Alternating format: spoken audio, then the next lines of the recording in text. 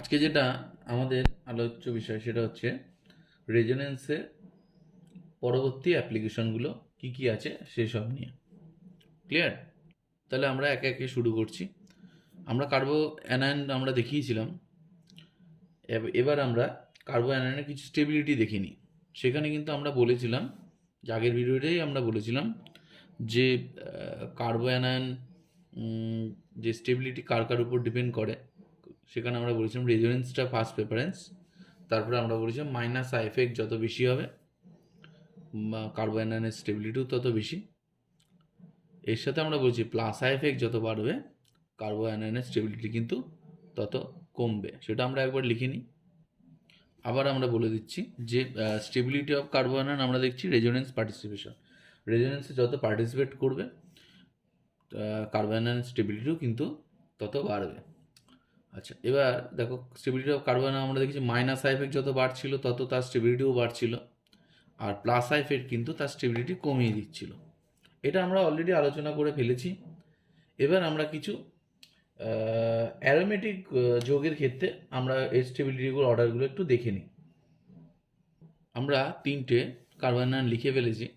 এখানে বলছে compare the stability of carbon. আমরা কার্বোক্যাটায়নের ক্ষেত্রে যেরকমভাবে করেছিলাম এখানে ঠিক অর্ডারটা উল্টো হবে। কীরকম দেখো, আমি যেটা বলতে চাইছি, আমাদের এই কার্বনটা ঠিক নজর দিতে হবে। ঠিক আছে, সিএইচ2 গ্রুপ যে কার্বনটাই আছে এই কার্বনটাই ঠিক এই কার্বনটাই কিন্তু আমাদের ফোকাস করতে হবে। ভালো করে দেখো, আমরা কার্বোক্যাটায়নের ক্ষেত্রে কি দেখেছিলাম, এখানে যত নেগেটিভ বাড়ছে এসটিবিটি বাড়ছে, ঠিক কার্বোঅ্যানায়নের ক্ষেত্রে কিন্তু ঠিক উল্টোটা হবে। আমরা সিএস3 মানে হাইপার কনজুগেশন দেখেছিলাম, ডেল্টা নেগেটিভ, এখানেও কি আসছে ডেল্টা নেগেটিভ আসছে। এখানে আমরা কি বলছি ডেল্টা নেগেটিভ ড্যাশ, এখানে আমরা বলে দিচ্ছি ডেল্টা নেগেটিভ ড্যাশ, এখানেও আমরা বলছি ডেল্টা নেগেটিভ ড্যাশ। ঠিক একই রকমভাবে এর ক্ষেত্রেও আমরা দেখছি delta negative double dash, delta negative double dash, অর্থ আর প্যারায় পজিশনে delta negative double dash. Clear? আমরা এখানে লিখেও দিলাম যে stability of carbo anion proportional to 1 by electron density of adjacent carbon atom. অর্থাৎ এখানে বলতে চাইছে যে ইলেকট্রন ডেন্সিটি যত বাড়বে অ্যাডজেসেন্ট কার্বনে কার্বোক্যাটায়ন স্টেবিলিটিও কিন্তু তত কমবে। ঠিক কার্বোক্যাটায়ন ঠিক উল্টোটা, কিন্তু কার্বোক্যাটায়নের ছিল এটা প্রপোর্শনাল, আর কার্বোক্যাটায়নের ক্ষেত্রে ঠিক এটা ইনভার্সলি প্রপোর্শনাল হয়ে গেছে। এটা কিন্তু অবশ্যই মনে রাখতে হবে। তাহলে এবার আমরা প্রবলেমে চলে আসি। দেখো এখানে আমরা অলরেডি বলেছি যেখানে আলফা হাইড্রোজেন কতগুলো আছে, তিনটে, আলফা হাইড্রোজেন কতগুলো আছে, দুটো, আলফা হাইড্রোজেন জাস্ট একটা আছে। সো এখানে অর্ডার অফ ডেল্টা নেগেটিভ যদি আমি দেখি ডেন্সিটির অর্ডারটা যদি সাজাই, তাহলে delta negative greater than delta negative dash greater than delta negative double dash. So এখানে আমরা ইজিলি আমরা বলতে পারবো যে এটাকে যদি আমি 1 বলি, এটা 2 বলি, এটাকে আমি 3 যদি বলি, তাহলে আমরা বলতে পারবো একেরটা স্টেবিলিটি সবচেয়ে কম, কারণ এখানে ডেন্সিটি সবচেয়ে বেশি। ঠিক আছে, তাহলে আমার অর্ডারটা কীরকম হচ্ছে, order of carbon order of stability of carbon 3 greater than 2 greater than 1। আশা করি এটা পুরো পরিষ্কারভাবে বোঝা গেছে। ঠিক আমরা একইভাবে আর একটা প্রবলেম নিয়ে নিয়েছি। এখানে আমরা রেজোনেন্সগুলো করে ফেলি। NO2 রেজোনেন্স কী আছে, এখানে প্লাস, এখানে ডেল্টা প্লাস, এখানে ডেল্টা প্লাস। NH2 এর ক্ষেত্রে কী আছে, এখানে ডেল্টা মাইনাস, এখানে ডেল্টা মাইনাস, এখানে ডেল্টা মাইনাস, যেহেতু NH2 প্লাস আর এফেক্ট আছে। আচ্ছা, CH3 কী আছে, হাইপার কনজুগেশন, তাহলে এটা ড্যাশ বলতে পারি, ডেল্টা নেগেটিভ ড্যাশ। ঠিক আছে, আর এখানেও হবে কি ডেল্টা নেগেটিভ ড্যাশ। আচ্ছা, CH ওর কি মাইনাস আর এফেক্ট আছে, তাহলে এখানে ডেল্টা পজিটিভ।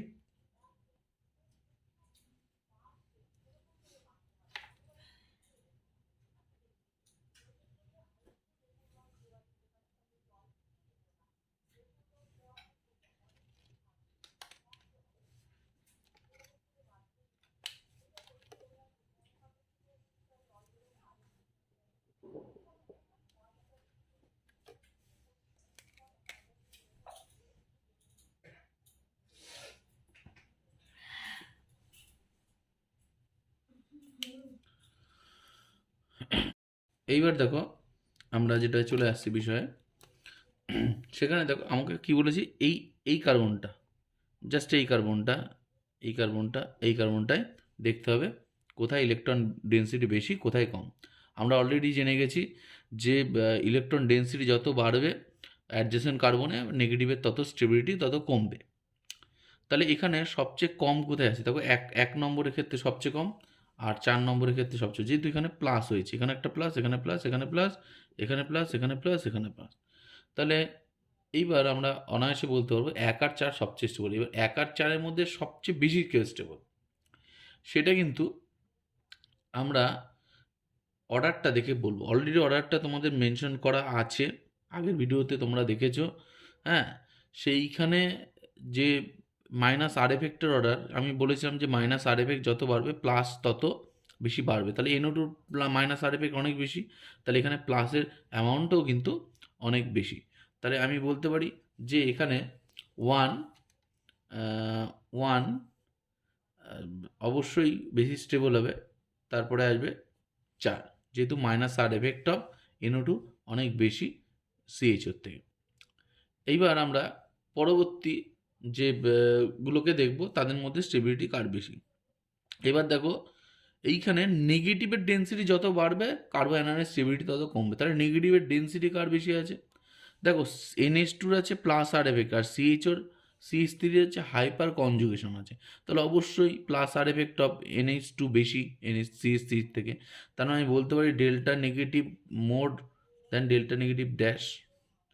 তাহলে এইখানে ঘনত্ব অনেক বেশি, এখানে ঘনত্ব অনেক কম, তাহলে যেখানে ঘনত্ব বেশি তার স্টেবিলিটি কম হবে। তার মানে এরপরে আসবে কে, স্টেবিলিটি অর্ডারে 3 আসবে, লাস্টে আসবে কে, অবশ্যই 2। তাহলে এইভাবে সহজভাবে আমরা কি করতে পারি, নেগেটিভের ডেন্সিটিটা, নেগেটিভের যে স্টেবিলিটিটা সেটা আমরা সহজেই বার করতে পারি। এবার দেখো নেক্সট প্রবলেমে আমরা চলে এসেছি।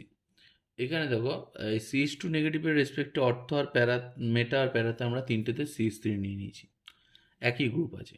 তাহলে সব ক্ষেত্রে নেগেটিভের মানটা সমান হবে যেহেতু একই গ্রুপ আছে। তাহলে এইখানে যে বিষয়টা সেটা হলো যে এই যে নেগেটিভগুলো আমরা দেখেছি, এই নেগেটিভের যে ঘনত্বটা সেটা সব ক্ষেত্রে সমান। এবার CH2 যেখানে আছে নেগেটিভ তার অ্যাডজেসেন্ট কার্বনটা আমরা লক্ষ্য করব, ঠিক এই অ্যাডজেসেন্ট কার্বনটা আমরা লক্ষ্য করবো, এই অ্যাডজেসেন্ট কার্বনটা লক্ষ্য করবো। এবার দেখো এখানে ঘনত্ব যত বাড়বে স্টেবিলিটি তত কমবে। এখানে দেখো একমাত্র যে এই যে কার্বনটা আছে এখানে কোনো ঘনত্ব নেই, যেহেতু মেটাতে রয়েছে এখানে কোনো ঘনত্ব নেই, ঠিক কার্বোকার্বনের উল্টো।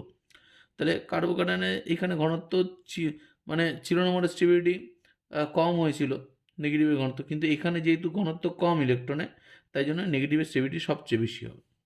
তাহলে 2 এরপরে অর্ডারে আসছে, 2 সবচেয়ে বেশি আসছে স্টেবিলিটি অর্ডার। এইবার দেখো 1 আর 3-এর মধ্যে এখানেও ঘনত্ব রয়েছে আবার এখানেও ঘনত্ব রয়েছে। তাহলে এই দুটো আমি কিভাবে তুলনা করব 1 আর 3-এর মধ্যে, সেই ক্ষেত্রে দেখো যেটা আমাকে লক্ষ্য করতে হবে সেটা হলো পরবর্তী যে এফেক্ট আমরা বলেছি যে plus I effect. Plus I effect যত বাড়বে নেগেটিভের ডেন্সিটি তত বাড়বে, এবং প্লাস আই এফেক্টটা কী করে ডিস্টেন্সের উপর ডিপেন্ড করে, এটা সিগমা এফেক্ট ডিস্টেন্সের উপর ডিপেন্ড করে। তাই প্লাস আই এফেক্ট কার বেশি, মানে কোথায় এফেক্টটা বেশি হচ্ছে দেখো এই ক্ষেত্রে প্লাস আই এফেক্টটা একদম CH3টা কাছে অবস্থিত, যার জন্য এখানে ঘনত্বটাকে আরও বাড়িয়ে দেবে। আর এখানে তো CH3 অনেক দূরে অবস্থিত, তো এখান থেকে 1টা 2টো 3টে 4টে কার্বন দূরে আছে। এখানে ঠিক এই CH3 পাশের কার্বনটার পরে, মানে এখানে 2টো কার্বন মাত্র দূরে নেগেটিভটা আছে। তাহলে এর প্রভাবটা রয়েছে, এর প্রভাব তো একদমই নেই প্লাস এফেক্টে। তাহলে আমরা জানি প্লাস এফেক্ট কী করে, কার্বো অ্যানায়নের স্টেবিলিটি কমিয়ে দেয়। তাহলে এখানে বেশি, তাই এখানে ঘনত্ব এর স্টেবিলিটি কম, আর এখানে অনেক দূরে হয়েছে মানে এর স্টেবিলিটি অনেক বেশি। তাহলে 2-এর পরে কী আসবে, এরপরে চলে আসবে 3। ক্লিয়ার, 2-এর পরে 3 চলে আসবে এবং ফাইনালি লাস্টে আসবে 1। আশা করি এটুকু পরিষ্কার হয়েছে। এবার দেখো আমরা যেটা চলে আসছি, NO2 আমরা নিয়ে নিয়েছি, একই রকমভাবে CH3 বদলে NO2 নিয়ে নিয়েছি। তাহলে এখানে আমরা কি দেখব যে এখানে একটা প্লাস, এখানে একটা প্লাস, এখানেও একটা প্লাস, এর রেসপেক্ট কী হচ্ছে, এখানে একটা প্লাস, এখানে একটা প্লাস, এখানে একটা প্লাস। এই ক্ষেত্রে আমরা কী দেবো অর্থ, এখানে একটা প্লাস, এখানে প্লাস, এখানে, এটি উল্টোটা হবে। দেখো প্লাসের ঘনত্ব এখানে সবচেয়ে বেশি, প্লাসের ঘনত্ব এখানে সবচেয়ে বেশি, ইলেকট্রন ডেফিসিয়েন্ট। তাই তো? ইলেকট্রন সবচেয়ে কম রয়েছে এই দুটো পজিশনে, কারণ এখানে প্লাস তৈরি হয়েছে, এখানে তো প্লাস তৈরি হয়নি, মানে এই পজিশনটার ঘনত্ব দুটোর থেকে অনেক বেশি, যেহেতু এখানে প্লাস তৈরি হয়নি। তার মানে আমি বলতে পারি সবচেয়ে আনস্টেবল এটা। তাহলে এটাকে যদি আমি 1 বলি, এটাকে যদি আমি 2 বলি, এটাকে যদি আমি 3 বলি, তাহলে আমি অনায়াসে বলতে পারবো যে 2 সবচেয়ে লেস স্টেবল। এরপরে কি আসবে? 2 এর পরে আমরা কি দেখে ফেলবো? যে প্লাসের ঘনত্ব কোথায় বেশি। যেখানে প্লাসের ঘনত্ব বেশি সেখানে কিন্তু স্টেবিলিটিও বেশি। তাহলে এখানে একটা জিনিস লক্ষ্য করো যে এখানে পরবর্তী এফেক্ট কী আছে, এখানে মাইনাস আই এফেক্ট না, তাই তো? মাইনাস আই এফেক্টটা আমরা কি দেখবো, যে NO2 এখানে NO2 যেটা রয়েছে, NO2 মাইনাস আই এফেক্ট রয়েছে, এটা দেখ একদম পাশে, ঠিক আছে? তাহলে মাইনাস আই এফেক্টটা অনেক বেশি কী করছে, স্থায়িত্ব, এখানে যেটা মানে এখানে পজিটিভটাকে আরও বাড়িয়ে দিচ্ছে, তাই তো? এখানে পজিটিভটাকে আরও বাড়িয়ে দিচ্ছে, আর এখানে মাইনাস আই এফেক্টটা অনেক দূরে আছে। তাহলে আমরা বলেছি কি, মাইনাস আই এফেক্ট যত কাছে থাকবে তাহলে কী হবে, তার নেগেটিভের স্টেবিলিটি তত বাড়বে, এই হচ্ছে ব্যাপার, তাই তো? আর NO2 গ্রুপ যত দূরে থাকবে, মানে মাইনাস আই এফেক্ট যত দূরে হবে, মানে যা কম হবে, স্টেবিলিটি তত কমবে। তাহলে আমরা স্বাভাবিকভাবে বলতে পারি যে সবচেয়ে বেশি হবে হচ্ছে 3, তারপরে আসবে হচ্ছে 1। এই হচ্ছে বিষয়। মানে আমাদের এখানে প্রথমে দেখতে হচ্ছে যে প্লাস দিয়ে, মানে ইলেকট্রন ডেনসিটি সবচেয়ে যে কম কোথায় আছে, তাই জন্য মানে সবচেয়ে বেশি কোথায় আছে, তাই জন্য 2 রয়েছে, তাই 2 স্টেবিলিটি কি সবচেয়ে কম। আর এখানে সবচেয়ে বেশি ইলেকট্রন ডেফিশিয়েন্ট, তার মানে তার স্টেবিলিটি সবচেয়ে বেশি। এই হচ্ছে বিষয়। ক্লিয়ার? এর পরবর্তীতে যেটা আসবো সেটা হলো অ্যাসিডিটি এবং বেসিসিটি। তাহলে এই অ্যারোমেটিক গ্রুপেরই ক্ষেত্রে আমরা অ্যাসিডিটি আর বেসিসিটিটা রেজোনেন্সের এফেক্টের মাধ্যমে বুঝিয়ে দেবো। ঠিক আছে? আমি এখানে কতগুলো জিনিস বলছি, একটু মনে রাখতে হবে। আচ্ছা, এরপরে আমরা একটা জিনিস লিখেছি পিকে, এখানে লিখেছি পিকেবি। বিষয়টা কি, কে বলে হচ্ছে রেট ডিসোসিয়েশন কনস্ট্যান্ট, তার হচ্ছে মাইনাস লগারিদম হচ্ছে পিকে। একই রকম কেবি হচ্ছে ডিসোসিয়েশন কনস্ট্যান্ট অফ বেস, আর তারপর আমরা পিকেবি বলতে মাইনাস লগ অফ হচ্ছে কেবি। ঠিক আছে? এবার বিষয়টা হলো আমরা এগুলো সব আয়নিক সাম্য বা আয়নিক ইকুইলিব্রিয়ামে আমরা পড়ব। আচ্ছা, তার আগে আমরা এখানে যে বিষয়টা ক্লিয়ার করব যে পিকে যত বাড়বে অ্যাসিডিটি কিন্তু তত কমবে, বা উল্টোভাবে বলতে পারি পিকে যত কমবে অ্যাসিডিটি তত বাড়বে, ইনভার্সলি প্রপোর্শনাল। অপরদিকে পিকে যত বাড়বে বেসিডিটি তত বাড়বে, পিকে যত কমবে বেসিডিটি তত কমবে। এটা প্রপোর্শনাল রিলেশন। একই রকমভাবে পিকেবি বাড়লে অ্যাসিডিটি বাড়বে কিন্তু বেসিডিটি কমবে। এইটা হচ্ছে আমাদের জাস্ট আমরা একটু ভ্যালুগুলো জেনে নেব, ভ্যালুগুলো জানার দরকার নেই, বিষয়টা কি এটাকে আমরা জেনে নিলাম। কারণ আমাদের যখন যে প্রবলেমগুলো থাকবে সেখানে পিকে বা পিকেবি ভ্যালুগুলো বলে দেবে, তখন কিন্তু আমাদের বিষয়টা বুঝে নিতে হবে। আর এইগুলো বিষয়ে যে ডিটেলস সেগুলো আমরা আয়নিক সাম্য বা আয়নিক ইকুইলিব্রিয়ামে আমরা ডিটেলসে বোঝাবো। এখন দেখো যেটা আসছে সেটা হলো অ্যাসিডিটি। অ্যাসিডিটির ক্ষেত্রে আমরা যেটা দেখব সেটা হলো যে ধরো কোনো একটা অ্যাসিড গ্রুপ আছে, কীরকম, ধরো OH অথবা COOH এখানে আছে। সেই ক্ষেত্রে আমাদের একটাই লক্ষ্য থাকবে, এই কার্বনে যত ইলেকট্রন ডেনসিটি কমবে সেখানে কিন্তু অ্যাসিডিটি তত বাড়বে। ঠিক আগের মতনই আমরা তুলনাগুলো করব, সব একই রকমভাবে, মানে এফেক্টগুলো সব একই রকমভাবেই আসবে। এই কার্বনটার ক্ষেত্রে আমি বলবো কি, এই কার্বনে যত ইলেকট্রন ডেনসিটি কমবে, তাহলে আমি এখানে বলে যাচ্ছি লোয়ার ইলেকট্রন ডেনসিটি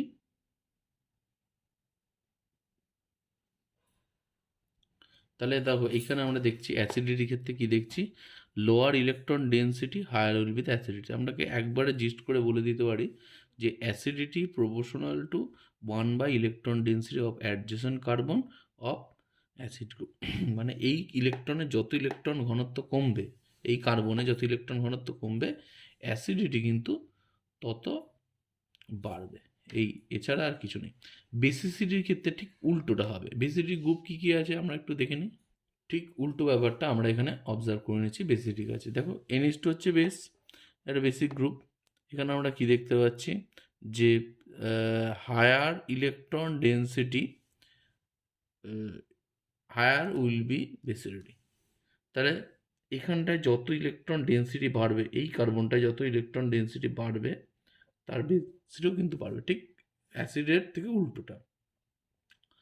আর বেসিডিটির ক্ষেত্রে আমরা কি দেখছি, বেসিডিটিকে একবারে জিস্ট আমরা বলে দিচ্ছি যে electron density of adjacent carbon, basicity proportional to electron density of adjacent carbon of basic group. Basic গ্রুপের ঠিক পাশে এই কার্বনটা যত ইলেকট্রন ডেন্সিটি বাড়বে, বেসিডি কিন্তু তত বাড়বে। ওটাই আমরা একবার জিস্ট করে বলে দিলাম। এবার দেখো আমরা পরপর ইয়েগুলো তুলনা করে যাব, তাহলে সহজেই বোঝা যাবে। আমরা আগেও অনেক আলোচনা করেছি, এবার আমরা এই বিষয়ে বেশি ডিসকাস করব না, সরাসরি বিষয়গুলো বলে দেবো। এবার দেখো চলে আসছি, এর মধ্যে কম্পেয়ার অ্যাসিডিটি আসছে। তাহলে অ্যাসিডিটি যদি আমাকে কম্পেয়ার করতে হয়, তাহলে আমরা কিন্তু এখানে বলতে পারি যে এখানে নেগেটিভটা কি ডেল্টা নেগেটিভ, এখানে ডেল্টা নেগেটিভ ড্যাশ। আমি আর বেশি ডিটেলসে আলোচনা করছি না, ডেল্টা নেগেটিভ ডবল ড্যাশ।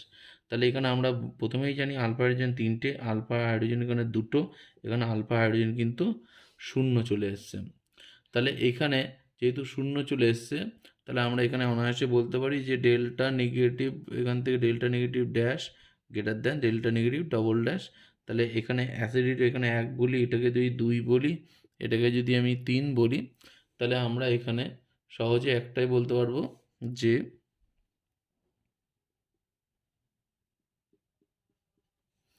সহজে একটা কথাই বলতে পারবো যে অ্যাসিডিটি অর্ডার আমরা কি বলবো, এখানে যেহেতু ইলেকট্রন ডেন্সিটি সবচেয়ে বেশি, তাহলে অ্যাসিডিটি অর্ডার কিন্তু সবচেয়ে কম এখানে। তাহলে 3-এর সবচেয়ে অ্যাসিডিটি বেশি হবে, তারপরে 2-এর, এবং ফাইনালি 1-এর। এই হচ্ছে আমাদের বিষয়, আর কিছুই না। এইবার দেখো আমরা এর অর্ডারটা বের করবো অ্যাসিডিটি। এবার দেখো এখানে যেটা বুঝতে হবে সেখানে হচ্ছে NO2-র জন্য এখানে কি তৈরি হয়েছে, প্লাস। ঠিক আছে, সিএল এর কি আছে, সিএল এর কিন্তু মাইনাস আইফেক্ট দিচ্ছে, মাইনাস আইফেক্ট।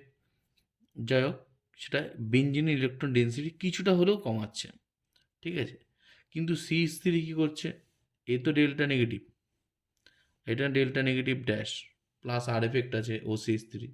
তাহলে আমি এখানে বলতে পারি যে ডেল্টা নেগেটিভ ড্যাশ অনেক বেশি ডেল্টা নেগেটিভের থেকে। ঠিক আছে, আর এখানে আমরা এখানে একটা তুলনা করে বলতে পারি যে NO2 যেহেতু মাইনাস আর প্লাস হয়েছে, এটা মাইনাস আই এফেক্ট হবে, কিছুটা বেঞ্জিন ইলেকট্রন ঘনত্ব কমাচ্ছে, আর একই কিন্তু কোনো রকম এফেক্টই নেই। তার মানে এবার আমরা একটা বলতে পারি যে সবচেয়ে বেশি অ্যাসিডিটি কিন্তু 3-এর, কারণ এখানে একটা প্লাস করছে। তারপরে এখানে হয়তো সরাসরি প্লাস করছে না, কিন্তু যেহেতু মাইনাস আই এফেক্ট আছে, তাই এই বেঞ্জিন ইলেকট্রন ঘনত্ব কিছুটা হলেও কমাচ্ছে।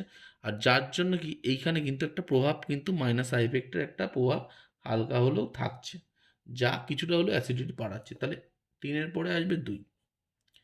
এইবার কি আসবে, এইবার হচ্ছে বিষয়টা হলো এখানে তো ইলেকট্রন ডেন্সিটি কমে যাচ্ছে নেগেটিভের জন্য, কিন্তু এখানে তো কেউ কমাচ্ছে না। তার মানে নিশ্চয়ই 1-এর তো এরকম মানে ইলেকট্রন ঘনত্ব কেউ বাড়াচ্ছে না, মানে কোনো গ্রুপ নেই, মানে কোনো ইলেকট্রন বাড়াচ্ছে না ওকে।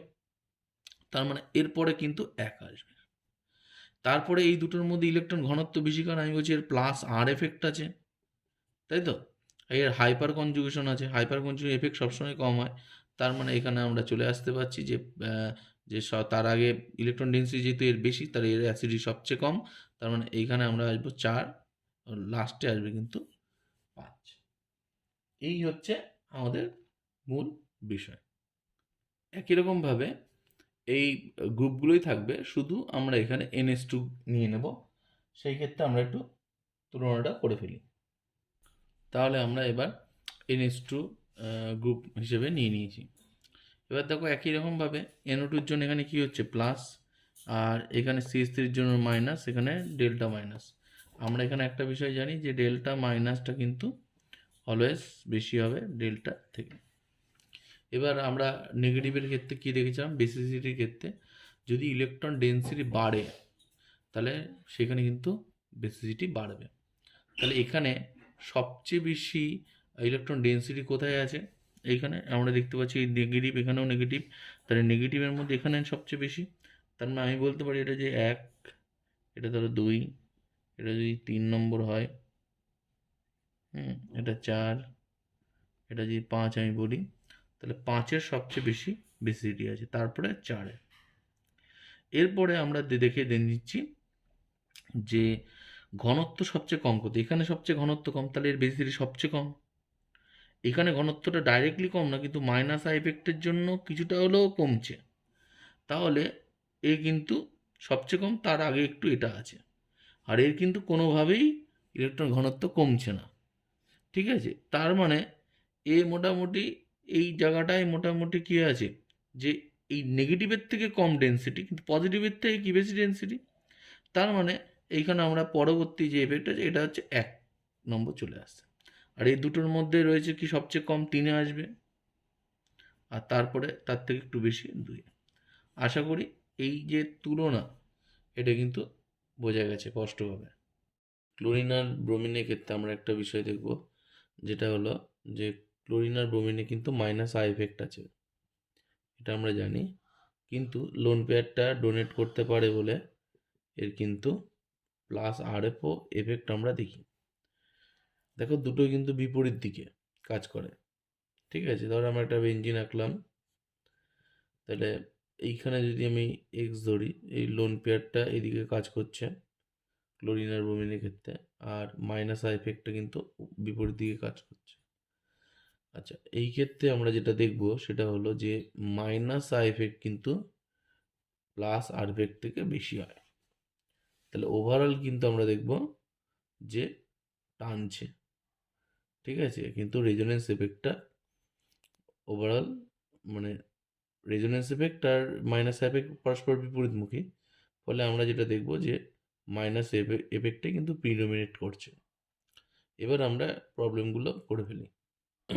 আমরা দেখো এখানে ফেনল নিয়েছি, ফেনলের সাথে অর্থতে ব্রোমিন অথবা ক্লোরিন, এখানে মেটাতে ব্রোমিন অথবা ক্লোরিন, প্যারাতে ব্রোমিন অথবা ক্লোরিন, এই 4টে যৌগ নিয়েছি। প্রথমটাকে 1 বলছি, 2 বলছি, 3, আর এখানে 4। এখানে যে জিনিসটা খেয়াল করো, আমরা এখানে আগেই বলেছি যে মাইনাস আই এফেক্টটা সবসময় প্রিডোমিনেট করছে। তাহলে এই ক্ষেত্রে আমরা যেটা দেখব সেটা হলো যে যত মাইনাস আই এফেক্ট কাছে থাকবে অ্যাসিডিটি তত বাড়বে। তাহলে অর্থে যেটা আছে সেটা অ্যাসিডিটি সবচেয়ে বেশি হবে, তারপরে মেটাতে, লাস্টে আছে প্যারাতে, মানে ওইচের উপর, ঠিক আছে। এই মাইনাস আই এফেক্টটা যত বাড়বে অ্যাসিডিটি তত বাড়বে, অলরেডি আমরা প্রথমে ডিসকাস করেছি, ঠিক আছে। ওইচের উপর আমরা এফেক্টটা দেখবো। দেখো প্যারাতে আছে মানে সবচেয়ে কম, লাস্টে 1-1টা, কারণ এটাতে একে কোনো মাইনাস আই এফেক্টই নেই, মানে প্যারাতে যাও বা আছে 1 নম্বরে তো কোনো কিছু নেই, সেই জন্য অর্ডারটা এরকম হয় 2, তারপরে 3, তারপরে 4, তারপরে 1। এইবার দেখো একই রকমভাবে আমরা কি করলাম, এই ওইচের বদলে এখানে সি ডবল এইচ নিয়ে নিচ্ছি। তাহলে এই সি ডবল এইচ যদি নিয়ে নিই, তাহলে অ্যাসিডের ক্ষেত্রে প্রভাব সব ক্ষেত্রেই সমান, তাহলে সি ডবল এইচের ক্ষেত্রেও যা হবে, হ্যাঁ, ওইচের ক্ষেত্রেও তাই হবে প্রভাবটা। তাই অর্ডারটা এটাই থাকবে, সবচেয়ে বেশি 2 হবে, কারণ অর্থে মাইনাস এফেক্টের প্রভাবটা বেশি পড়বে, মিটাতে আরও দূরে, প্যারাতে আরও দূরে, আর 1 নম্বরে তো কিছু নেই, তাহলে এটাই কিন্তু আমার অর্ডার থেকে যাচ্ছে। এবার দেখো আমরা বেসের ক্ষেত্রে চলে আসছি। বেসের ক্ষেত্রে বলতে আমরা কি করছি, এই জায়গাগুলোতে NH2 করে ফেলছি। এবার আমরা কি করলাম, NH2 করে ফেললাম। তাহলে বেসের ক্ষেত্রে মাইনাস এফেক্ট কি করে, সবসময় কি হয়, ওর বেসিডিটি কমিয়ে দেয়। তাহলে এখানে আমরা অর্ডারটা আবার নতুন করে করতে হবে। তাহলে একটা জিনিস দেখো, 1 নম্বরে কিন্তু কোনো রকম মাইনাস আই এফেক্ট নেই, তাহলে এর বেসিডিটি কী হবে, সবচেয়ে বেশি, তাহলে 1, ঠিক আছে। তারপরে কে যাবে, তারপরে দেখো একটা জিনিস, যে যত দূরে থাকবে মাইনাস এফেক্ট তার বেসিডিটি তত বেশি হয়, মাইনাস এফেক্টের সবচেয়ে প্রভাব কম, তার মানে আমি এখানে বলবো 4 বলতে পারি। তারপরে নেক্সট কে যাবে, 3, আর লাস্টে যাবে হচ্ছে 2। এই হলো এবার আমরা 4টে যৌগ নিয়েছি। আচ্ছা দেখো এখানে ফেনল রয়েছে, ফেনলের রেসপেক্টে অর্থতেও CH3, এখানে CH3, এখানে CH3। একই রকমভাবে আমরা কার্বোক্যাটায়নে যেরকম হাইপার কনজুগেশন দেখেছিলাম, এখানেও ঠিক একই রকমভাবে কী হবে, হাইপার কনজুগেশনটা হবে। তাহলে CH3 রেসপেক্টে হাইপার কনজুগেশনে আমরা কি দেখি, এখানে নেগেটিভ, এখানে নেগেটিভ, এখানে নেগেটিভ। এর ক্ষেত্রেও কি এখানেও নেগেটিভ, এখানেও নেগেটিভ, এখানেও নেগেটিভ। এর ক্ষেত্রে এখানে নেগেটিভ, এখানে নেগেটিভ এবং এখানে নেগেটিভ। আমরা অলরেডি বলে ফেলেছি যে এই কার্বনে, এই কার্বন এবং এই কার্বন ইলেকট্রন ঘনত্ব যত বাড়বে, ইলেকট্রন ডেন্সিটি যত বাড়বে, অ্যাসিডিটি কিন্তু তার কমে যাবে। আচ্ছা এইবার দেখো যে এইখানে আমি একমাত্র দেখতে পাচ্ছি যদি আমরা যদি কনসিডার করি দিস ইজ 1, এখানে 2, এখানে 3, একটা ফাইনালি 4 যদি দেখি, তাহলে আমরা দেখতে পারবো যে কম্পাউন্ড 2 এর এখানে কোনো ইলেকট্রন ডেন্সিটি নেই। ঠিক আছে, তাহলে এইবার আমরা 4 নম্বরে খেয়াল করে দেখো কোনো CH3 গ্রুপই নেই, জাস্ট ফেনল। তাহলে আমরা যদি দেখি ওভারঅলি, যদি আমরা দেখি যে আমরা জানি কি যে যে যে গ্রুপগুলো যদি ইলেকট্রন ডোনেট করে তারা কিন্তু বেঞ্জিন ইলেকট্রন ডেন্সিটি বাড়াচ্ছে। ক্লিয়ার? এখানে কিন্তু কোনোভাবে ইলেকট্রন বাড়ছে না, তবে এখানে ইলেকট্রন ডেন্সিটি বাড়ছে CH3-র জন্য। ঠিক আছে, এখানেও বাড়ছে, এখানেও বাড়ছে, কিন্তু 4 নম্বরে কোনোভাবেই ইলেকট্রন ডেন্সিটি বাড়ছে না। তাহলে ইলেকট্রন ডেন্সিটি এখানে বাড়ছে না, তার মানে সবচেয়ে বেশি অ্যাসিডিক যদি আমি বলি তাহলে কিন্তু কম্পাউন্ড 4 হবে। এইবার আমার কথা হচ্ছে এই 1, 2, 3 এই তিনটের মধ্যে কম্পেয়ার করতে হবে। এবার লক্ষ্য করে দেখো, এবার আমরা পরবর্তী কিভাবে করব সেটা একটু আমরা দেখে নিই। যে আমরা কিন্তু এরপরে এই তিনটের মধ্যে এই কার্বনটাকে দেখব। সবাই ইলেকট্রন ডেন্সিটি বাড়াচ্ছে সমানভাবেই, সবকটাতেই CH3 আছে যেহেতু সমানভাবে ইলেকট্রন ডেন্সিটি বাড়াচ্ছে, কিন্তু আমরা এখানে দেখব যে এই তিনটেতে CH3 আছে কিন্তু পজিশনগুলো যেহেতু আলাদা, তাহলে এখানে আমরা দেখতে পাচ্ছি এই কার্বনে CH3 এখানে কিন্তু কোনো ইলেকট্রন ডেন্সিটি বাড়াচ্ছে না হাইপার কনজুগেশন দিয়ে। তাহলে এই ক্ষেত্রে অ্যাসিডিটিটা সবচেয়ে বেশি হবে এই তিনটের মধ্যে, 1, 2 আর 3-এর মধ্যে। তাহলে এবার 2 চলে আসলো। এরপরে দেখো খেয়াল করে যে এইখানেও একটা নেগেটিভ চার্জ, এখানেও একটা সেম নেগেটিভ চার্জ আছে, তাই তো? এখানেও সেম নেগেটিভ, যেহেতু দুটোই কি CH3, সেকেন্ড নেগেটিভ চার্জটা ভ্যালু, তাহলে আমরা কিন্তু হাইপার কনজুগেশন দিয়ে এবার আর এক্সপ্লেন করা যাবে না। এবার নেক্সট কি এফেক্ট আছে, প্লাস আই। তাহলে প্লাস আই দেখো এখানে অনেক কাছে রয়েছে, OH-এর কাছে CH3 আছে, তাহলে এর প্লাস আই এফেক্টটা রয়েছে। প্লাস আই এফেক্টটা আমরা কি জানি, অ্যাসিডিটি কমিয়ে দেয়। তাহলে এবার কিন্তু এই CH3 কিন্তু অনেক দূরে আছে, তাহলে প্লাস আই এফেক্টের কিন্তু কম আছে প্রভাব। তাহলে এরপরে কিন্তু আমরা দেখতে পাবো 3 এবং ফাইনালি লিখবো লাস্টে কিন্তু 1। এটা ছিল অ্যাসিডিটি অর্ডার। এবার দেখো আমরা NO2 রেসপেক্টে এবার দেখব। দেখো আমরা জানি কি যে যে মাইনাস আর এফেক্ট, NO2 কি এফেক্ট আছে, মাইনাস আর এফেক্ট। মাইনাস আর এফেক্টের থাকার জন্য কি হয়, ইলেকট্রন ডেন্সিটি বেঞ্জিনে কিন্তু ডিক্রিজ হয়, এটা কিন্তু আমরা জানি। এবার দেখো তাহলে একমাত্র কিন্তু যে ফেনল আছে প্রথম স্ট্রাকচারটা, 1 নম্বর যে স্ট্রাকচারটা, 1, 2 ধরো দিলাম, এটা ধরো 3, এটা ধরো 4। তাহলে 1 নম্বরে কিন্তু কোনো উইথড্রয়িং গ্রুপ নেই, মাইনাস আর এফেক্ট নেই। তাহলে বেঞ্জিন ইলেকট্রন ডেন্সিটি এখানে সবচেয়ে বেশি, তাহলে অ্যাসিডিটি কিন্তু এক একটায় সবচেয়ে কম হবে। এটা কিন্তু আমরা লিখে দিতে পারি আগেই। এবার তিনটেতেই NO2 রয়েছে, 2, 3, 4-এ। তাহলে এই তিনটের মধ্যে কী করে কম্পেয়ার করবো, দেখো NO2-র কী এফেক্ট আছে আমরা জানি হচ্ছে মাইনাস আর এফেক্ট। তাহলে এইখানে প্লাস, এখানে প্লাস, এখানে প্লাস। এটার ক্ষেত্রে আমি কি বলেছি, এখানে প্লাস, এখানে প্লাস, এটার ক্ষেত্রে এখানে প্লাস, এখানে প্লাস, এখানে প্লাস।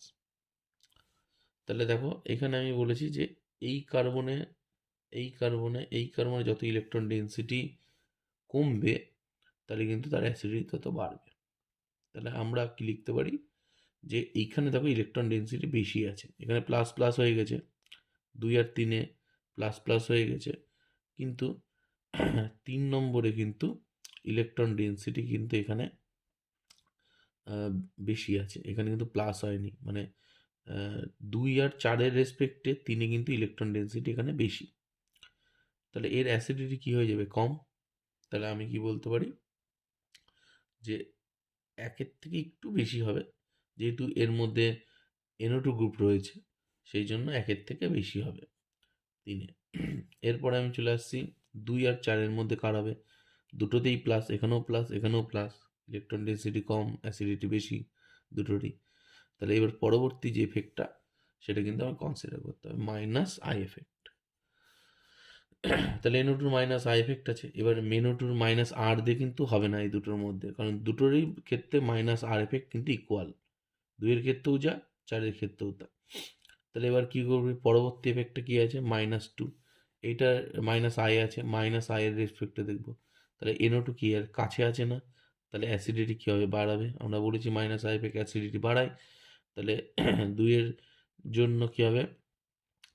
অ্যাসিডিটি এখানে বেশি হবে, আর এখানে 4-এর যেহেতু NO2 অনেক দূরে আছে, তাই অ্যাসিডিটি কম। তাহলে আমরা কি দেখতে পাচ্ছি? 2 সবচেয়ে বেশি, তারপরে আসবে 4।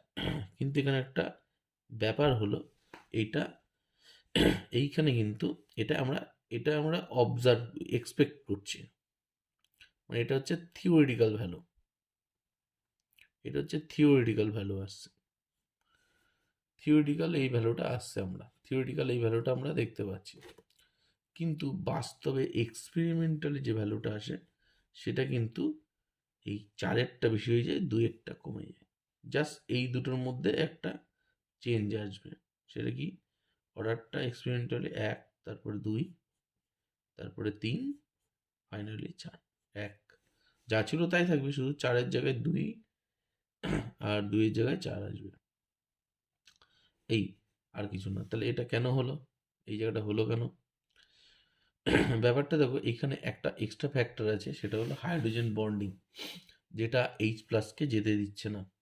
মানে আমি দেখো এখানে ছোট্ট করে একটু বুঝিয়ে দিচ্ছি, এই যে 2 নম্বরে যেটা আছে, যেটা কমে গেল কেন 4 নম্বর থেকে, এইখানে একটা OH আছে, আর এইখানে কি রয়েছে? এই NO2টা রয়েছে, এর মধ্যে একটা হাইড্রোজেন বন্ডিং হয়েছে। এই হাইড্রোজেন বন্ডিং এই H+টা কি হয়েছে? টাইটলি আটকে আছে, যেতে চাইছে না। তাহলে 4-এর থেকে কিন্তু কিছুটা কমে যাবে, এই হচ্ছে এখানে ফ্যাক্টর। এবার দেখো, আমরা যদি OH এর বদলে COOH নিই, তাহলে কি হবে? তাহলে কিন্তু এই থিওরিটিক্যাল ভ্যালুটাই ঠিক, এখানে কিন্তু কোনো হাইড্রোজেন বন্ডিংটা আসবে না। মানে আমরা একটু আরেকবার দেখিয়ে দিচ্ছি। এবার দেখো, আমরা OH এর বদলে COOH নিয়ে নিয়েছি, তাহলে OH এর ক্ষেত্রে যেটা থিওরিটিক্যাল হয়েছিল, এখানে কিন্তু সেটা সঠিক, মানে সেখানে এটাই কিন্তু এর এক্সপেরিমেন্টাল। কিন্তু এখানে যে হাইড্রোজেন বন্ডিংটা, যে এখানে OH-এর থাকার জন্য হাইড্রোজেন বন্ডিংটা, এখানে কিন্তু সেই হাইড্রোজেন বন্ডিংয়ের কোনো সুযোগ থাকবে না। তাহলে এখানে নর্মালি যেরকম আমরা ভাবছি সেভাবেই হবে। তাহলে যেটা কী ছিল, একটা আমরা সবার লাস্টে রেখেছিলাম, তারপরে কি এসেছিল 3, তারপরে কি এসেছিল 4, ফাইনালি আমরা দেখেছিলাম 2-এরটা। ঠিক একই রকমভাবে যেরকম OH-এর থিওরিটিক্যালটা এক্সপ্লেন করেছিলাম, ঠিক একই রকমভাবে এটাও তাই, সেইভাবেই এক্সপ্লেন হবে। এবার এর সাথে আমরা কি চলে আসছি?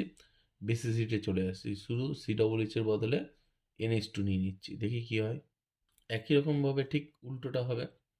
দেখো এইখানে আমরা দেখতে পাচ্ছি কি, যে মাইনাস আর এফেক্ট বা আই এফেক্ট বেসিসিটি কমিয়ে দেয়, তাহলে এখানে দেখো সেরকম কোনো এফেক্ট নেই, তাহলে 1-এরটা সবচেয়ে বেশি। এইবার দেখো, আমরা বলেছিলাম যে এই কার্বনের ইলেকট্রন ডেন্সিটি যত বাড়বে, বেসিসিটি তত বাড়বে। এই কার্বনটা লক্ষ্য করব, এই কার্বনটা লক্ষ্য করব, এই কার্বনটা লক্ষ্য করব। এবার দেখো যে এইখানে কিন্তু কি আসছে? প্লাস,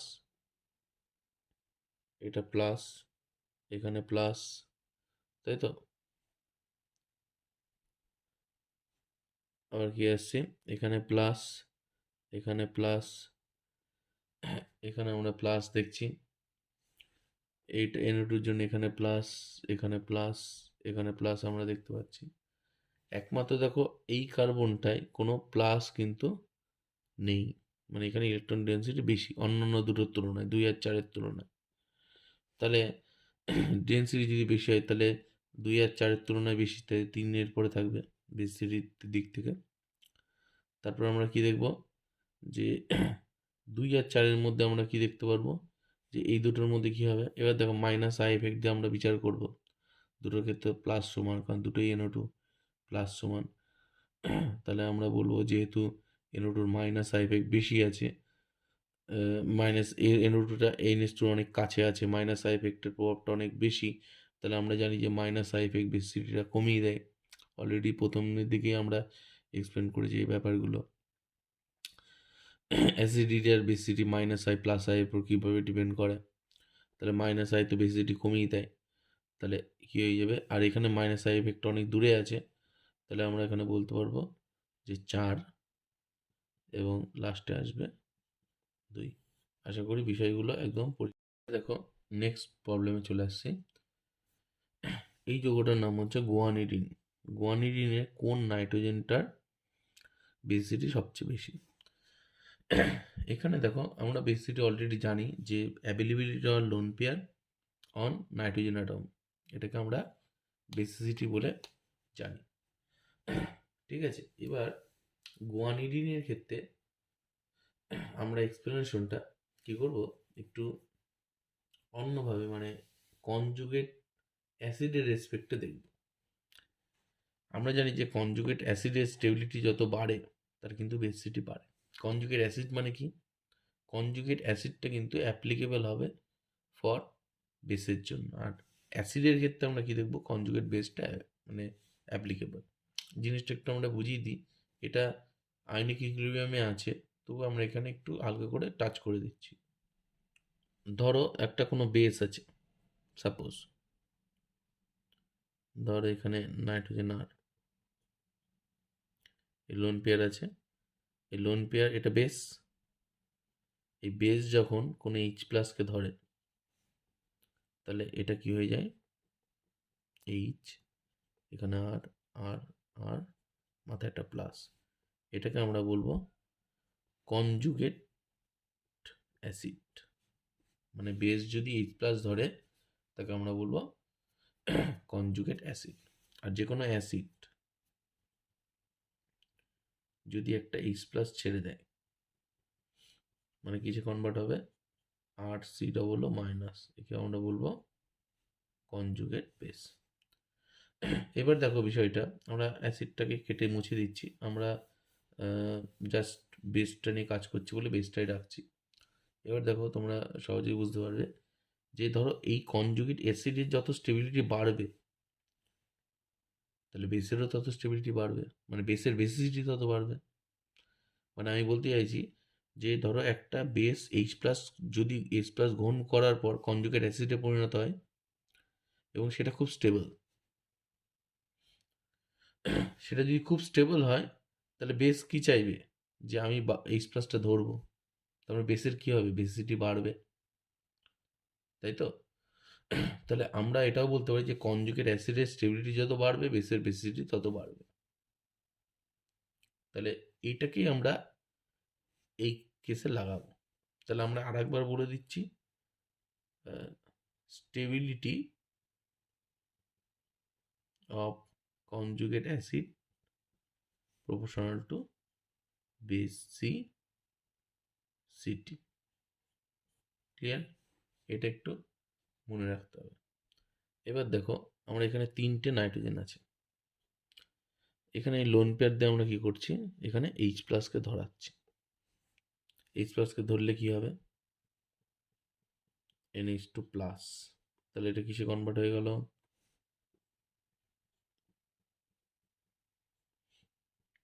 এটা কিন্তু একটা গুয়ানিডিয়াম আয়ন, এটা কিন্তু একটা কনজুগেট অ্যাসিড, কারণ এর আগেরটা বেস ছিল, ইলেকট্রনটা অ্যাকসেপ্ট করার পর এইচ প্লাসটা অ্যাকসেপ্ট করার পর কনজুগেট অ্যাসিডে কনভার্ট হয়ে গেছে।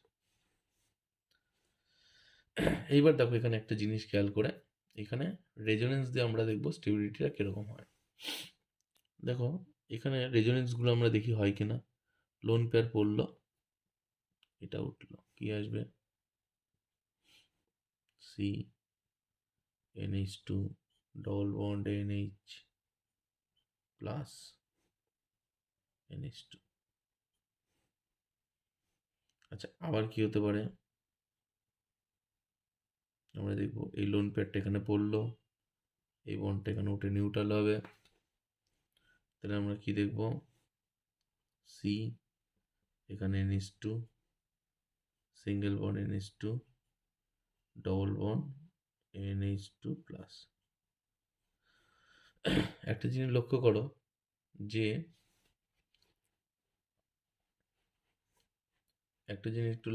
যে এটা ধরো আমি 1 নম্বর ক্যানোনিকাল ফর্ম বললাম, এটা 2 নম্বর, এটা 3 নম্বর, এই তিনটে স্ট্রাকচারই দেখো এক, সেম স্ট্রাকচার।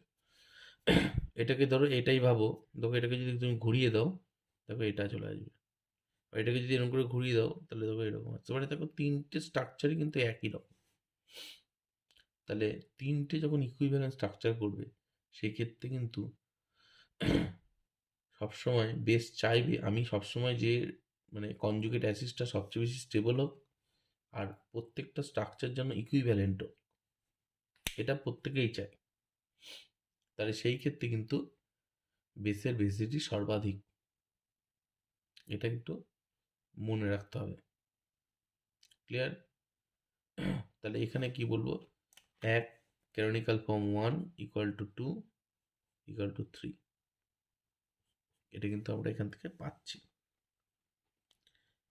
এইবার দেখো যেটা মেন বক্তব্যে চলে আসছি, তাহলে ধরো এই নাইট্রোজেনটাকে আমি 1 বলছি, এই নাইট্রোজেনটাকে 2 বলছি, এখানে 3, তাহলে 1 যদি H প্লাস অ্যাকসেপ্ট করে, সেখানে কিন্তু 3 ইকুইভ্যালেন্ট স্ট্রাকচার কিন্তু আমরা পাচ্ছি।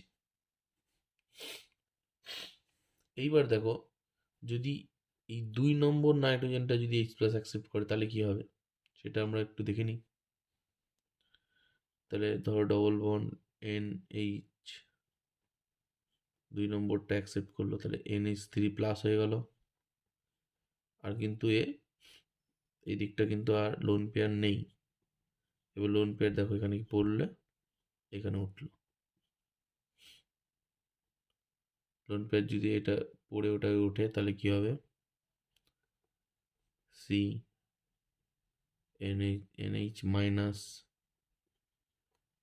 আচ্ছা N3 plus double bond NH2 মাথায় প্লাস, এটা ধরো 1 আর 2 বললাম, দেখো দুটো সেম, দুটো কিন্তু পুরোপুরি আলাদা রেজোনেটিং ফর্ম। পরিষ্কার?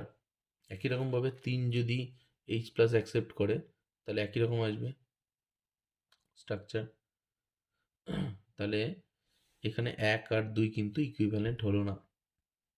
তাহলে আমাকে যদি বলে most basic nitrogen is 1, most basic nitrogen is 1, কারণ এটা যদি একটা H প্লাস অ্যাকসেপ্ট করে তাহলে কিন্তু 3খানা ক্যানোনিক্যাল ফর্ম কিন্তু ক্রিয়েট করছে, যেটা কিন্তু অন্যান্য নাইট্রোজেনগুলো করলে কিন্তু হবে না। আশা করি এই গুয়ানিডিনের বিষয়টা পুরো পরিষ্কার হয়েছে। কোশ্চেন হলো 1, 2 এবং 3 এই তিনটি যৌগের মধ্যে ক্ষারকত্বের তুলনা করো, কম্পেয়ার দেয়ার বেসিসিটি। কীভাবে দেখো, ভালো করে দেখো, আমি একটা কথা বলেছি যে বেসিসিটিটা আমরা কম্পেয়ার করতে পারবো with respect to availability of lone pair. তাহলে এখানে দেখো ইন কেস অফ 1, সেখানে lone pair is participating in resonance, so in case of 1 basicity কিন্তু খুব লো, কেন, লোন পেয়ারটা রেজোনেন্সে পার্টিসিপেট করে যাচ্ছে। 2 এর ক্ষেত্রে আমরা কি দেখছি, যে এখানে কিন্তু লোন পেয়ারটা পার্টিসিপেট করতে পারছে না, কারণ এখানে CH2 গ্রুপ আছে, বেঞ্জিন থেকে একটা কার্বন দূরে, এখানে পার্টিসিপেট করতে পারছে না। এবার হচ্ছে পিরিডিনে কি লোন পেয়ার পার্টিসিপেট করতে, আমরা পিরিডিনে করতে পারবে, আমরা একটু স্ট্রাকচারটা দেখে নিই। দেখো পিরিডিনের স্ট্রাকচারটা যদি আমরা দেখি এইভাবে, এই নাইট্রোজেন,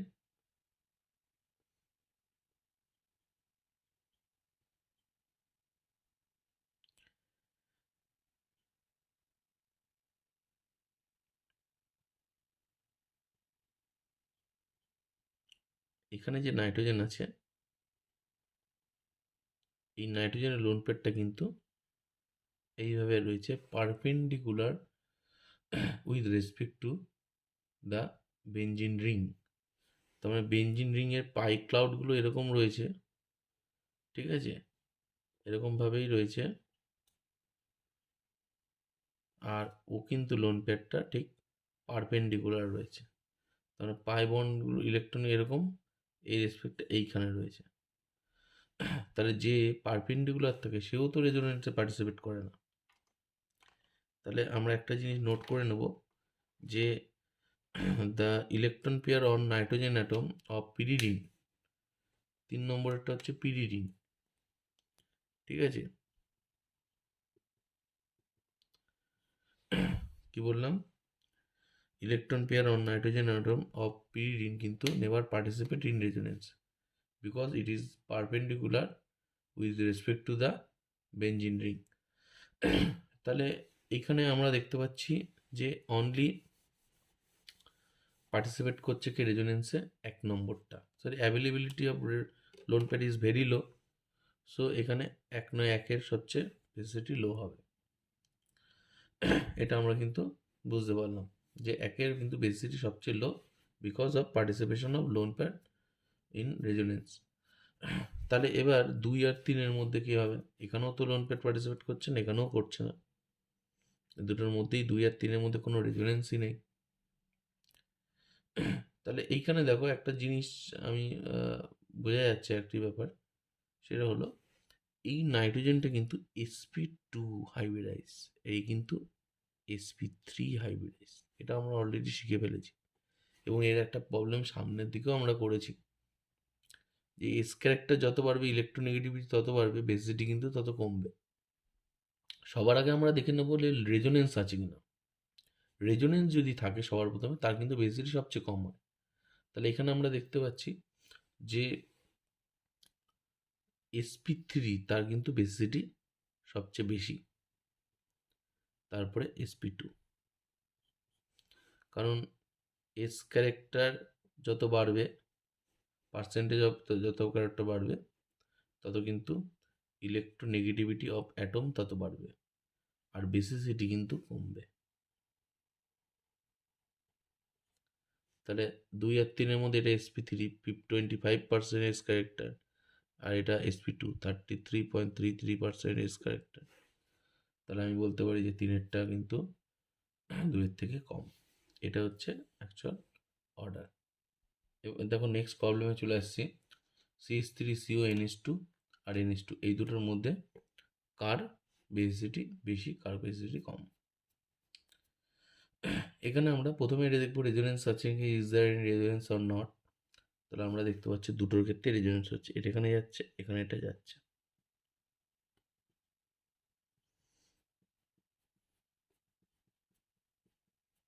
এটা আমরা দেখতে পারলাম রেজোনেটিং ফর্ম। আচ্ছা, এই ক্ষেত্রে আমরা তো জানি যে এখানে কি হয়, এগুলো আমরা অলরেডি করে ফেলেছি। NH2 প্লাস, এখানে মাইনাস এই তারপর আবার এখানে পড়ে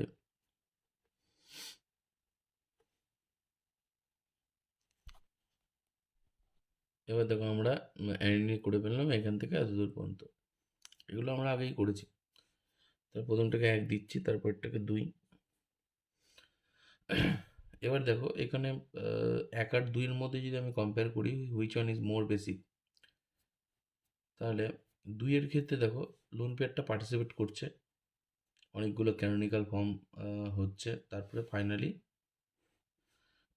এখানে NH2 আসছে। 2 নম্বরের দেখো কেস যেটা হচ্ছে, প্রত্যেক এখানে যখন নাইট্রোজেনের উপর লোন পেয়ার ছিল, রেজোনেন্স যখন হয়েছে, যে নেগেটিভ চার্জটা ক্রিয়েট হচ্ছে অন বেঞ্জিন রিং, প্রত্যেকটা নেগেটিভ চার্জ কিন্তু কার্বনের মাথায় ক্রিয়েট হচ্ছে। So negative charge on carbon atom কিন্তু লেস স্টেবল। এখানে দেখো ভালো করে, এখানে দুটো ক্যানোনিক্যাল ফর্ম হচ্ছে ওভারঅল, কিন্তু হলে কি হবে, এখানে কিন্তু নেগেটিভ চার্জটা অক্সিজেনের উপর রয়েছে।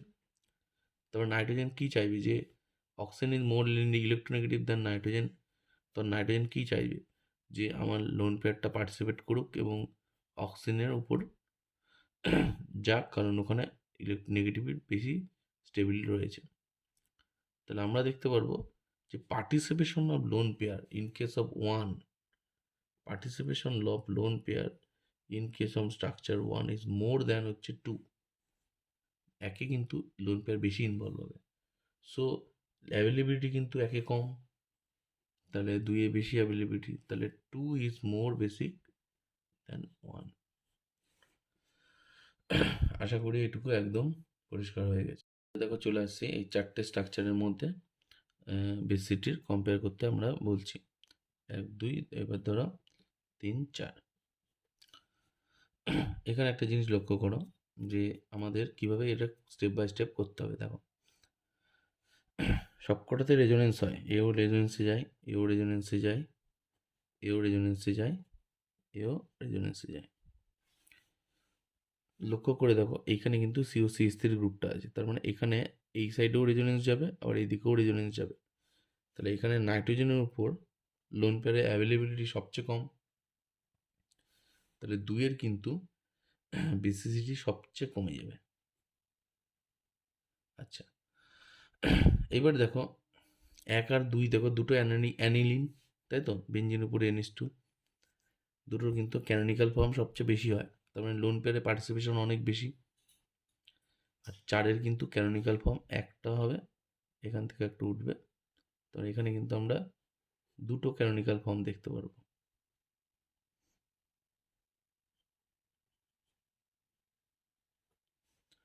এই দুটো ক্যানোনিক্যাল ফর্ম যদি দেখতে পারি, তার মানে এর পার্টিসিপেশন সবচেয়ে কম, ঠিক আছে, তার মানে এর বেসিসিটি সবচেয়ে বেশি হবে।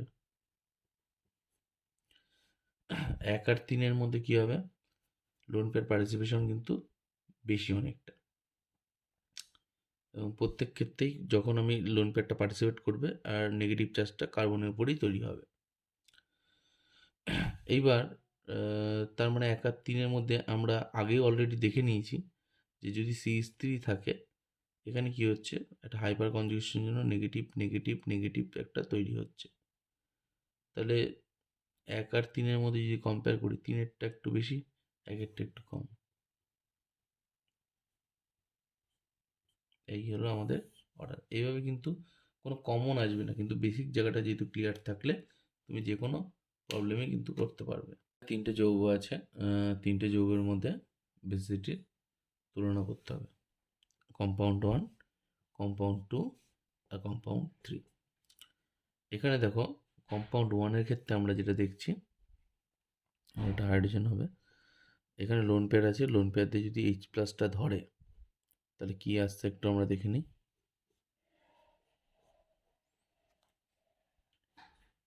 এই স্ট্রাকচারটা কি করছে, এই লোন পেয়ারটা এখানে তখন ফেলবে, এখানে উঠবে। লক্ষ্য করে দেখো এই স্ট্রাকচারটা আর এই স্ট্রাকচারটা কিন্তু ইকুইভ্যালেন্ট, তাহলে আমি বলতে পারি যে কম্পাউন্ডে 1-এর এই নাইট্রোজেনটা একটা H+ ধরার পর ইকুইভ্যালেন্ট দুটো স্ট্রাকচার করছে, তাহলে এই ক্ষেত্রে বেসিসিটি কী হবে, সবচেয়ে বেশি। তারপরে দেখো 2 নম্বরটাকে, এটাকে বলে পাইপিরিডিন, পিরিডিনের মধ্যে একটা ডবল বন্ড নেই, আর এখানে আমরা কি বলবো, এটা হচ্ছে পিরিডিন। তাহলে এটা এখানে একটা হাইড্রোজেন থাকবে অবশ্যই, 3টে ভ্যালেন্সি রয়েছে, এটা হচ্ছে sp3 আমরা বলতে পারি, আর এখানে কি আছে, sp2। তাহলে স্বাভাবিকভাবেই আমরা অর্ডারটা বলে ফেলতে পারি 1, তারপরে 2, এবং লাস্টে আসবে 3। এটা হলো ফ্যাক্টর। এবার একটু অন্য প্রসঙ্গে চলে আসছি, সেটা কি, নেগেটিভের স্টেবিলিটি। এবার দেখো নেগেটিভের স্টেবিলিটি কী কী বিষয়ের উপর নির্ভর করে, আমরা বলেছি যে রেজোনেন্স আর হচ্ছে মাইনাস আই এফেক্ট। তাহলে এখানে অক্সিজেন আর সালফারের মধ্যে ইলেকট্রোনেগেটিভ বেশি কর অক্সিজেনের, তাহলে মাইনাস আই এফেক্ট এর কি বেশি, এর কি মাইনাস আই এফেক্ট কম, তাহলে উপরেরটা কি নেগেটিভটা স্টেবিলিটি বেশি হওয়ার কথা। কিন্তু দেখো এখানে যে ব্যাপারটা থাকে সেটা হলো নেগেটিভটা একটা রেজোনেন্সে পার্টিসিপেট করে, সালফারে যেহেতু একটা ভ্যাকেন্ট ডি অরবিটাল থাকে, সেই জন্য সালফারের সাথে ও কিন্তু এটা ওভারল্যাপ করবে। তাহলে আমরা কি দেখতে পারবো, যে CH2 ডবল বন্ড, এই নেগেটিভটা যদি পড়ে, এর মাথায় নেগেটিভ চলে আসছে।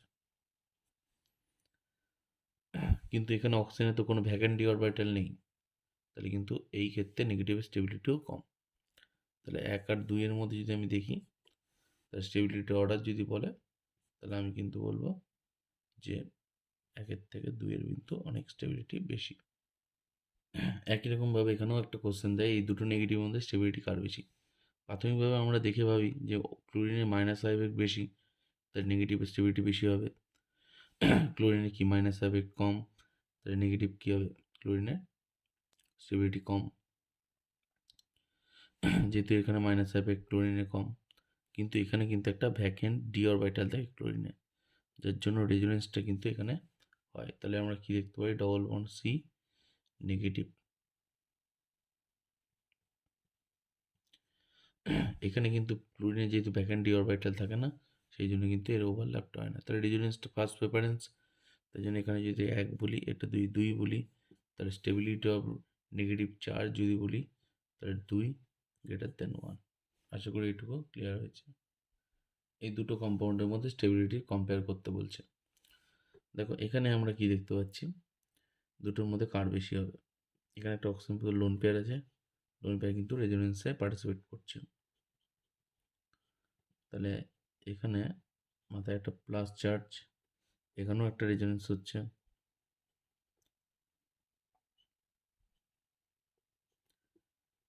তাহলে এখানেও একটা রেজোনেন্স, এখানেও একটা রেজোনেন্স। তাহলে এই দুটোর মধ্যে কার স্টেবিলিটি বেশি। এখানেও ক্যানোনিকাল ফর্ম দুটো, এখানেও কিন্তু ক্যানোনিকাল ফর্ম দুটো। ভালো করে দেখো, OCH3 যে গ্রুপটা আছে, প্লাস আর এফেক্ট আছে, লোন পেয়ার ডোনেট করেছে, নন বন্ডেড ইলেকট্রন কিন্তু এখানে দিয়ে দিয়েছে, যার ফলে যে কম্পাউন্ডটা আমরা পেয়েছি, এখানে কিন্তু সবাই অক্টেট ফিল আছে, এখানে কিন্তু সবাই অক্টেট ফিল নেই। এটা আমরা অলরেডি আগে ডিসকাস করে ফেলেছি। এখানে এখানে কিন্তু অক্টেট ফিল হয়নি, এটা কিন্তু কোনো অক্টেট ফিল নয়, এখানে কিন্তু সবাই অক্টেট ফিল আছে। তাহলে রেজোনেন্সটা এমন হবে যাতে কার্বোক্যাটায়নের স্টেবিলিটি, তো রেজোনেন্স কার্বোক্যাটায়ন তো রেজোনেন্সে অংশগ্রহণ করবেই, তার সাথে স্ট্রাকচার যেন অক্টেট ফিল হয়। তাহলে এই ক্ষেত্রে আমরা দেখতে পারবো যে ফার্স্টেরটার ক্ষেত্রে কিন্তু কার্বোক্যাটায়ন স্টেবিলিটি অনেক বেশি হয়।